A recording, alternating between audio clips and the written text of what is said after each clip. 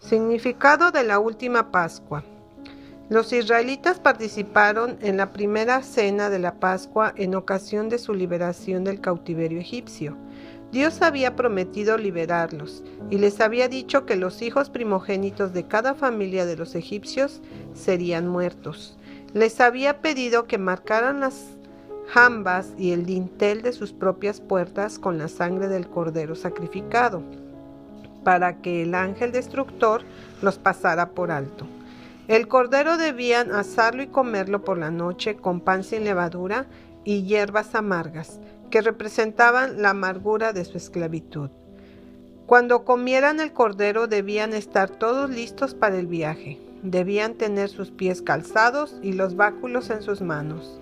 Hicieron como el Señor les había dicho, y esa misma noche el rey de Egipto les envió la noticia de que podían irse libres. En la mañana comenzaron su viaje a la tierra de promisión. Así cada año y en la misma noche en que salieron de Egipto, todos los israelitas guardaban la fiesta de la Pascua en Jerusalén. En esa fiesta cada familia tenía un cordero asado, pan y hierbas amargas, como sus antepasados lo habían hecho en Egipto, y contaban a sus hijos la historia de la bondad de Dios al liberar a su pueblo de la esclavitud. Ahora había llegado el tiempo en que Cristo debía observar la fiesta junto con sus discípulos, y Él les dijo a Pedro y a Juan que hallaran un lugar y lo prepararan para la cena de Pascua. Muchísima gente solía venir a Jerusalén para esta ocasión, y los que vivían en la ciudad siempre debían dar hospedaje a los visitantes para que observaran la fiesta. El Salvador les dijo a Pedro y a Juan que cuando caminaran por la calle encontrarían a un hombre que llevaba una vasija de agua. Debían seguirlo hasta la casa donde iba y decir al buen hombre de aquella casa: el maestro te dice, ¿dónde está el aposento donde he de comer la Pascua con mis discípulos? Este hombre les mostraría entonces un gran aposento alto con los muebles necesarios. Allí habían de preparar la cena de Pascua, y todo ocurrió exactamente como el Salvador les había dicho. En la cena de la Pascua, los discípulos se hallaban solos con Jesús.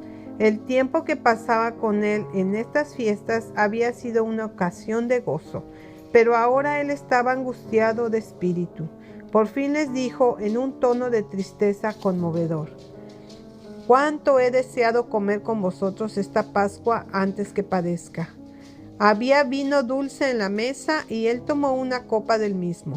Y habiendo tomado la copa, dio gracias y dijo: «Tomad esto y repartidlo entre vosotros, porque os digo que no beberé más el fruto de la vid hasta que el reino de Dios venga».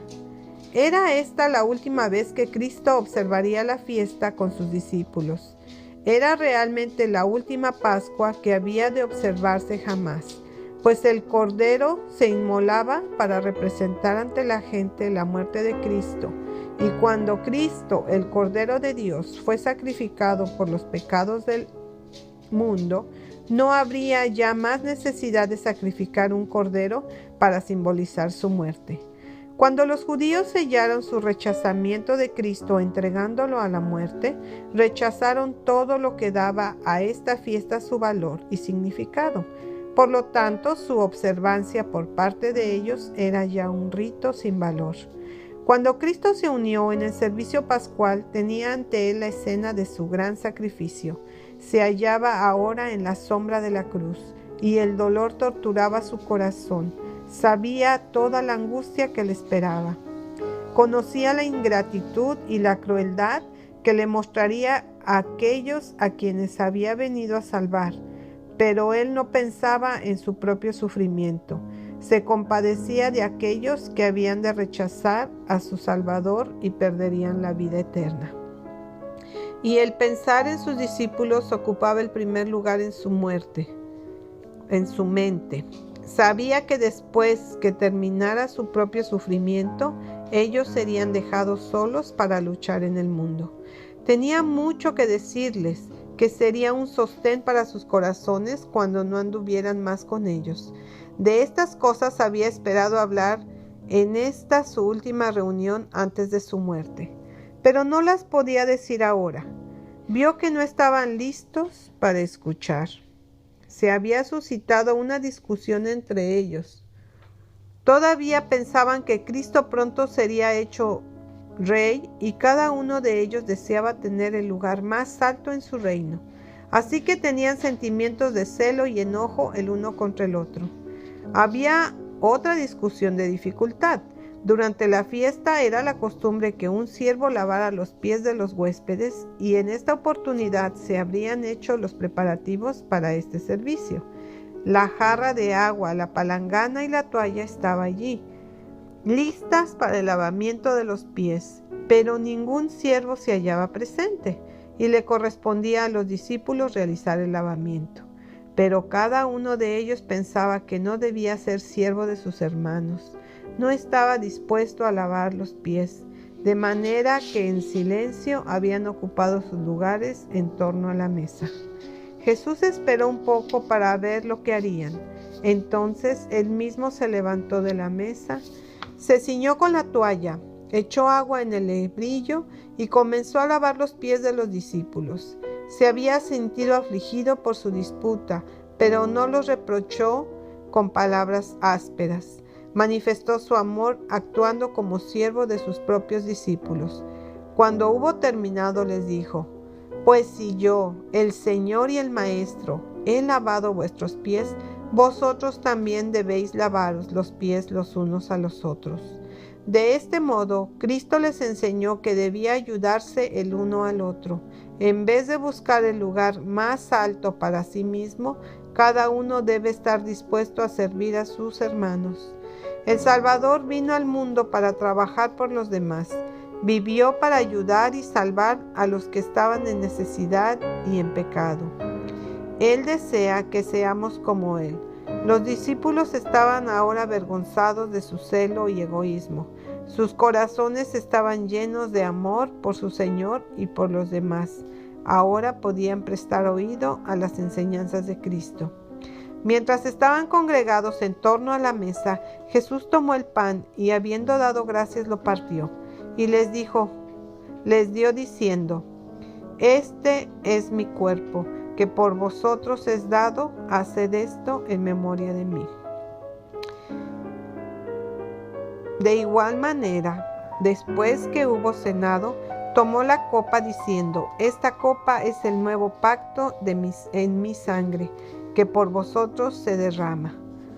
La Biblia dice: «Así pues, todas las veces que comiereis este pan y bebiereis esta copa, la muerte del Señor anunciáis hasta que Él venga». 1 Corintios 11:26. El pan y el vino representan el cuerpo y la sangre de Cristo.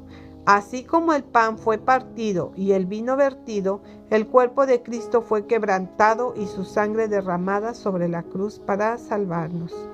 Cuando comemos el pan y bebemos el vino, mostramos que creemos en esto. Manifestamos que nos arrepentimos de nuestros pecados y que recibimos a Cristo como nuestro Salvador. Al sentarse los discípulos a la mesa con Jesús, vieron que todavía estaba grandemente angustiado. Una nube se posó sobre todos ellos y quedaron en silencio. Por fin Jesús habló y dijo: «De cierto os digo que uno de vosotros me va a entregar».